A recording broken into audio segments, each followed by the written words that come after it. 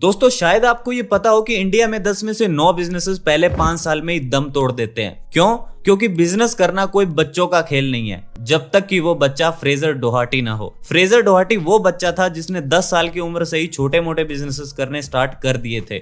और मैं 10 साल की उम्र में ये सोच रहा था कि शाका लाका बूम बूम वाली पेंसिल सच में होती है क्या। ऑथर एक दिन अपने शहर ईडनबर्ग की गलियों में घूम रहा था, तभी उसकी नजर एक मुर्गी व्यापारी पर गई। उसको देखकर ऑथर को लगा कि क्या मस्त आइडिया है। पहले मुर्गियों को दाने डालेंगे, फिर उनके अंडे ले लेंगे और बाद में उन अंडों को बेचकर मालामाल हो जाएंगे। फ्रेजर इस आइडिया के साथ खुशी से झूमता हुआ अपने घर पहुंचा और पिताजी को बिजनेस समझाने लगा। पिताजी ने पूरा प्लान सुना और बोले, खुद अंडे में से निकले नहीं है और अंडे का बिजनेस करेंगे। मैंने दुनिया देख रखी है। फिर भी ऑथर अगले दिन उस व्यापारी से कुछ अंडे ले आता है और उन अंडों को हैच करने के लिए टीवी के ऊपर रख देता है। कुछ दिन बाद उन अंडों में से 3-4 चूजे निकल आते हैं, जिनको वो टाइम पर दाना पानी देने लगता है। फिर बहुत टाइम बाद जब वो मुर्गियां अंडे देने लगी तो ऑथर ने उन अंडों को बेचना शुरू कर दिया। सब कुछ ठीक चल रहा था कि एक दिन एक लोमड़ी ऑथर के फार्म में घुस गई और सारी मुर्गियां मार खा गई।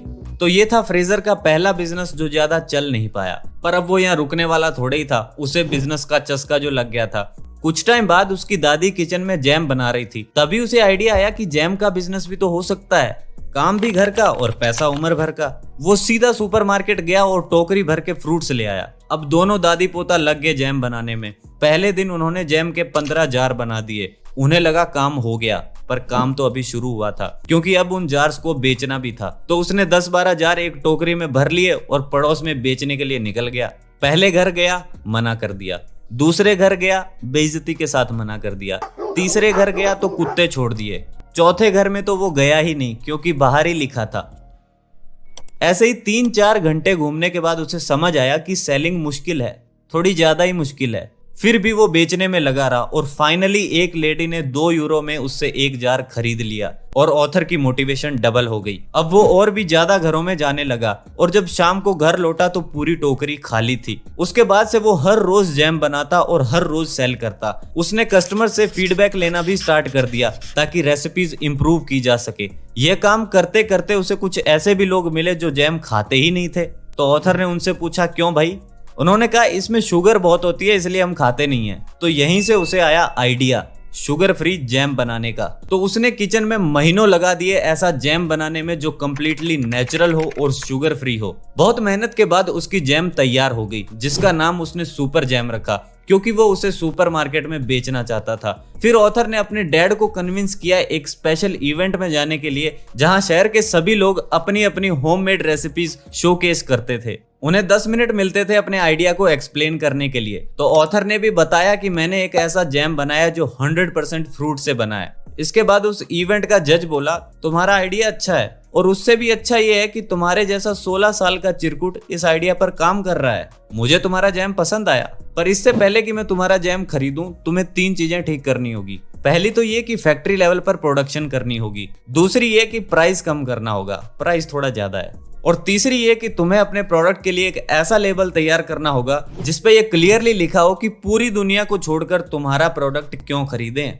अब यहाँ फ्रेजर थोड़ा उदास हो गया, क्योंकि ना तो उसे ब्रांड बनाने का कुछ पता था और ना ही फैक्ट्री प्रोडक्शन का। बट एक बात का उसे पता चल गया था, और वो ये था कि रिजेक्शन हर प्रोसेस का बड़ा पार्ट होता है। फिर उसने 1 साल तक इन तीनों चीजों पर काम किया और 1 साल बाद वो फिर आया एक और रिजेक्शन का सामना करने के लिए। इस बार जज बोला, ये कहना तो नहीं चाहिए बट तुम्हारे लेबल्स बहुत घटिया है, ऊपर से फैक्ट्री बहुत एक्सपेंसिव है और रेसिपीज भी कुछ खास नहीं है। बेसिकली उसे सब कुछ दोबारा करना था। ऑथर कहते हैं ये एक ऐसा पॉइंट था जहां ज्यादातर लोग क्विट कर देते, पर मैंने इंप्रूव किया, एक एक चीज पर बारीकी से काम किया, लेबल्स रीडिजाइन किए, नई फैक्ट्री के साथ टाई अप किया और फाइनली वो दिन आया जब सुपरमार्केट ने मेरा जैम एक्सेप्ट किया। धीरे धीरे 1000 से भी ज्यादा स्टोर्स पर मेरा जैम बिकने लगा और ऐसे ही सुपर जैम स्कॉटलैंड का आइकॉनिक ब्रांड बन गया। तो चलो अब फटाफट जान लेते हैं कि वो कौन से लेसन्स हैं जो ऑथर ने अपने सुपर जैम बिजनेस से सीखे हैं। Number 1, talk to a customer. ज्यादातर एंटरप्रेन्योर्स अपने आप ही आइडिया लगा लेते हैं कि कस्टमर्स को क्या चाहिए। वो स्टडीज करते हैं, मार्केट रिसर्च करते हैं, रिपोर्ट्स पढ़ते हैं, ट्रेंड्स देखते हैं, बट कई बार ना कस्टमर से डायरेक्टली जाकर बात करना, उनको सुनना ज्यादा इंपॉर्टेंट होता है, अगर उन्हें पता है तो। और अगर नहीं पता है तो मुश्किल है। स्टीव जॉब्स ने कहा था कि sometimes customers don't know what they want, so we need to show them. Author कहते हैं ये बात बिल्कुल सच है कि कई बार लोगों को पता ही नहीं होता कि उन्हें प्रोडक्ट कैसा चाहिए, बट आप उनको ऑब्जर्व करके बहुत कुछ पता लगा सकते हो। जैसे कि वो कौन से ब्रांड के प्रोडक्ट खरीदते हैं, पहली बार उन्होंने प्रोडक्ट के बारे में कहां से सुना, किस जगह से वो यूजुअली प्रोडक्ट्स खरीदते हैं और उनकी वो कौन सी प्रॉब्लम्स हैं जो प्रोडक्ट सॉल्व कर रहा है। ये सब चीजें पता होनी जरूरी है।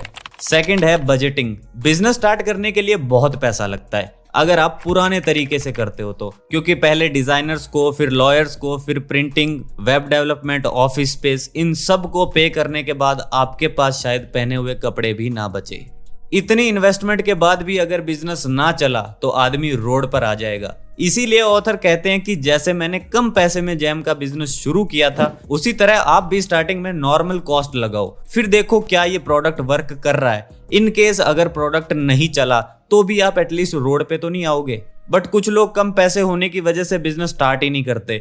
ऑथर उन्हें एंटरप्रेन्योर्स कहते हैं। वो सिर्फ सोचते हैं, एक्शन नहीं लेते। देखो, बुक्स पढ़ना, पॉडकास्ट सुनना, वीडियोस देखना अच्छी बात है, पर अगर हम एक्शन ही नहीं लेंगे तो इन सब का कोई फायदा नहीं है। जैसे कि मैं रीडिंग करता हूँ, अब अगर मैं रीडिंग करके घर पे बैठ जाऊं और कोई एक्शन ना लूं तो मेरा पढ़ना बेकार है। इसीलिए मैं रीडिंग करके फटाफट वीडियो बनाने की सोचता हूँ। और ऑथर भी कहते हैं कि एक्शन टेकर बनो, कैपिटल या रिसोर्सेज का बहाना मत बनाओ, जहां हो वहीं से शुरू करो।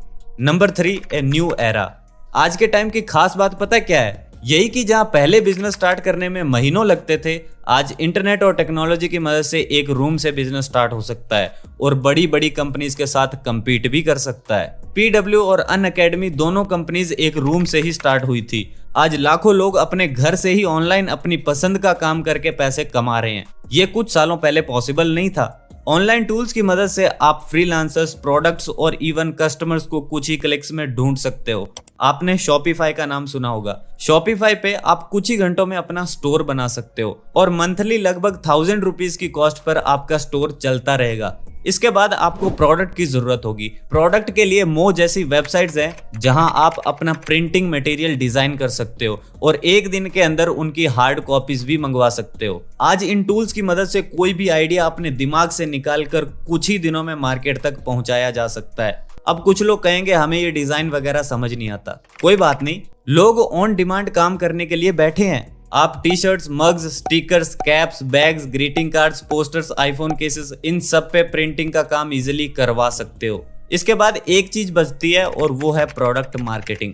मार्केटिंग के लिए हम एड कैंपेन का यूज कर सकते हैं। फेसबुक या गूगल पर एड चलाना 1 घंटे में सीखा जा सकता है और एड्स की मदद से आप किसी को भी अपना प्रोडक्ट डिस्प्ले कर सकते हैं। जब आप फेसबुक पर अपना एड कैंपेन सेटअप करोगे तो वो आपसे पूछेंगे कि आपकी टारगेट ऑडियंस क्या है, आप किस एरिया में एड दिखाना चाहते हैं, किस एज को, किस जेंडर को टारगेट करना चाहते हैं। आप ये भी पता लगा सकते हैं कि लोग किस तरीके के पेजेस को फॉलो करते हैं, उससे उनके इनकम ग्रुप्स का पता चलता है, जिससे आप अपने प्रोडक्ट की प्राइसिंग के हिसाब से एड दिखा सकते हैं। इसके अलावा आप गूगल एडवर्ड्स का यूज कर सकते हैं। एडवर्ड्स में आप ज्यादा प्रिसाइजली एड्स चला सकते हैं, यानी जब जब कस्टमर कुछ ढूंढ रहा है तभी उसी मूवमेंट में आप अपने प्रोडक्ट का एड दिखा सकते हैं। इसके अलावा रीटारगेटिंग एड्स भी होते हैं जो आप खुद काम करके सीख जाओगे।